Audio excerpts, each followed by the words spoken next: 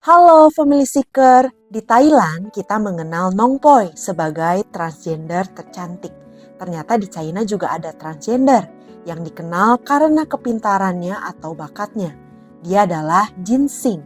Kalau di Thailand, kaum LGBT ini sudah diterima secara terbuka. Tapi di China tidak seperti itu. Karena itu, kita akan melihat bagaimana seorang Jin Sing bisa bertahan sebagai transgender di China. Jin Sing ini adalah artis transgender yang sangat terkenal di China-nya. Ia adalah salah satu perempuan transgender pertama yang secara terbuka mengakui identitasnya di Tiongkok. Ia telah membintangi beberapa film dan juga serial televisi. Seperti misalnya film yang berjudul Birth of the Dragon pada tahun 2016. Di dalam film ini ada aktor Vanessa Wu juga, salah satu anggota EVSE. Kita lanjut ya, Jin Sing ini juga pernah menjadi pembawa acara dalam beberapa acara televisi. Salah satu acaranya yang paling terkenal adalah The Jin Sing Show. Karena wawasannya yang sangat luas, ia sampai dijuluki sebagai Oprah Winfrey dari China. This is your first time in China? It's my second time in China. Okay. My first time here promoting a film. Yeah. Yes. And this time, same occasion? Yes. We have a new film coming out. It's called Allied. Allied, yes. And we're starting our world premiere right here in Shanghai. Oh, great. And so that's why we're here today. So it's really nice to be here. Fantastic. Yes. Jin Sing ini lahir sebagai laki-laki pada tahun 1967 di Shenyang, Tiongkok. Jadi sekarang ia sudah berusia 57 tahun. Pada awalnya, ia adalah seorang penari balet dan juga koreografer. Jin Sing ini sudah belajar balet dari usia 9 tahun dan ia sangat berbakat sekali. Lalu pada usia 22 tahun, ia menerima beasiswa untuk belajar balet di New York. Setelah lulus, ia tampil di panggung Eropa. Ia juga pernah mengajar balet di Roma dan Belgia. Lalu, ia kembali ke Tiongkok pada tahun 1993, yaitu saat ia berusia 26 tahun. Dan saat itu, ia menjadi penari pria terbaik di China. Lalu pada tahun 1999, ia mendirikan Jin Sing Theater di China. Jadi untuk karir, sudah tidak perlu diragukan lagi. Jin Sing ini lahir dari keluarga militer. Ayahnya adalah seorang perwira militer. Jadi pada awalnya, ayahnya ini sempat tidak menerima keputusan Jin Sing untuk menjadi seorang transgender. Tapi setelah Jin Sing menjelaskan perasaannya, ayahnya mulai bisa memahami keputusannya ini.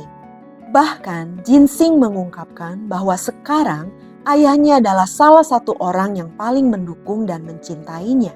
Maka ia sangat berterima kasih atas dukungan dan pengertian ayahnya ini.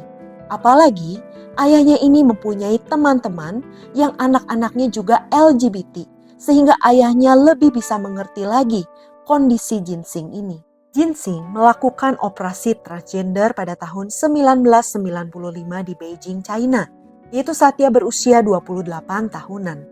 Setelah operasi, kaki kirinya ini sempat lumpuh selama 3 bulan, tapi untungnya ia berhasil pulih. Sebenarnya Jin Sing sudah merasa tidak nyaman dengan identitasnya sebagai laki-laki sejak usia muda, dan ia sering merasa seperti terjebak dalam tubuh yang salah.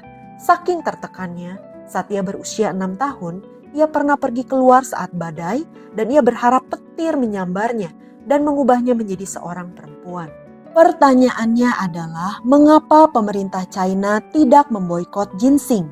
Padahal biasanya, pemerintah China ini tegas terhadap kasus-kasus seperti ini. Jadi, pada awalnya, Jin Sing memang dicemooh oleh banyak orang. Seperti misalnya mereka berkata, bagaimana mungkin Tiongkok membiarkan Jin Sing menjadi pembawa acara di talk show? Tapi akhirnya ia diterima juga. Kenapa? Karena kontribusi Jin Sing yang besar pada seni dan budaya Tiongkok. Seperti kita sudah bahas sebelumnya, Jin Sing adalah seorang penari balet dan koreografer yang sangat terkenal. Sehingga kontribusinya pada seni dan budaya Tiongkok telah diakui oleh pemerintah China. Yang kedua, karena Jin Sing telah diterima oleh sebagian besar masyarakat Tiongkok dan ia dianggap sebagai simbol dari keberanian dan kekuatan. Dan yang terakhir, Karena pada tahun-tahun belakangan ini, pemerintah Tiongkok telah menunjukkan perubahan sikap terhadap isu-isu LGBT. Istilahnya mereka sudah mulai melunak, walaupun memang pemerintah China masih mengontrol ketat media dan ekspresi publik terhadap isu-isu LGBT ini. Namun baru-baru ini, pada tahun 2024 yang lalu, tiba-tiba penampilan dari kelompok tari ginseng ini dibatalkan oleh pemerintah setempat di kota Guangzhou. Pembatalan juga terjadi di berbagai kota lainnya. Menurut kabar, kepemimpinan Xi Jinping yang semakin otoriter ini sedang menargetkan ginseng. Dalam wawancara dengan sebuah media Perancis, Ginseng sempat bingung terhadap aksi pembatalan tersebut karena selama 40 tahun ini ia telah diizinkan untuk tampil di China. Banyak pihak yang berspekulasi kalau pembatalan tersebut berhubungan dengan aksi ginseng yang memegang bendera pelangi di pertunjukan sebelumnya. Seperti kita tahu, bendera pelangi adalah simbol dari komunitas LGBT. Namun ginseng menjelaskan bahwa pada saat itu ia hanya ingin menghargai penggemarnya yang telah memberikan bendera tersebut. But you've also faced some backlash, haven't you? Sometimes your shows were cancelled with no official reason given. And most recently, in October this year, in the province of Guangzhou. Yeah. Could you tell us more about that ban? No, that's what I'm personally, I don't get it. Until today, even sitting in front of you, I don't get it. Why I was dancing, acting, performing on TV, on stage for 40 years in China. Why this year you cancel my performance? But I don't get the ideas. Only one reason I can find out is because in beginning of this year, 2024, January, after one performance in Taiyuan, Hebei province, Taiyuan, when I'm taking a bow, thank you for the audience, and one young man bring up the rainbow flag on my stage. I try to comfort him. I said, okay, I got that. I talked to the young boy. I said, I understand you. I support you. Then I opened the flag on stage. I said, love is love, nothing with a gender. Then I put the flag on the side, continue taking a bow with an actor. Maybe this movement caused trouble for me. You should not, on this performing stage, open the rainbow flag. Just one accident, theater accident, and caused me. But these things happened in January this year. After that, I performed all over the country, have no issue at all. I don't get it. Why? October, I go to Guangzhou performance. Guangzhou city government blocked me, cannot let me on stage anymore. And that's why even today, I'm still questioning why. I don't get any reason, any response from the government. So not they just cancel, and other cities just follow. Ginseng ini ternyata sudah menikah dengan seorang pria bernama Heinz-Gerd Oidtmann yang berasal dari Jerman.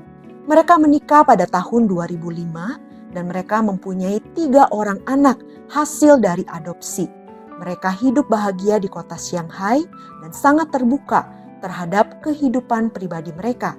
Dan mereka sering berbagi cerita tentang keluarga mereka melalui sosial media ataupun wawancara.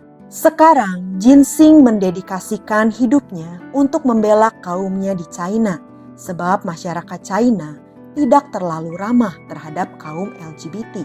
Banyak dari mereka yang sulit mencari pekerjaan atau bahkan sulit untuk berjalan di tempat umum tanpa menjadi pusat perhatian.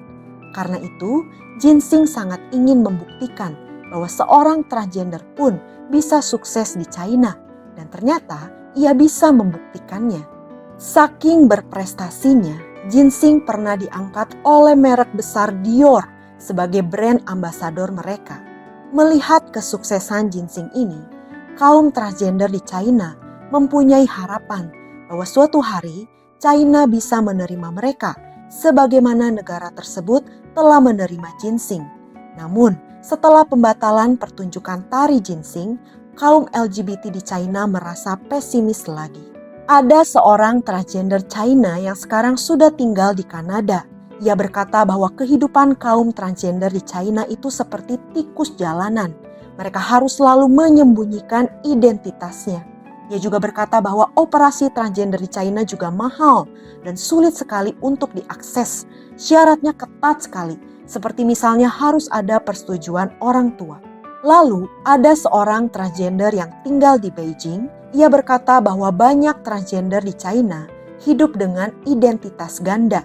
Misalnya, di siang hari mereka menjadi laki-laki, tapi di malam hari mereka berubah menjadi perempuan tanpa diketahui oleh keluarga mereka. Jadi, kita tidak tahu bagaimana nasib kaum LGBT di China ke depannya. Bagaimana menurut Family Seeker? Sekian cerita untuk hari ini. Sampai jumpa di cerita berikutnya. Ciao!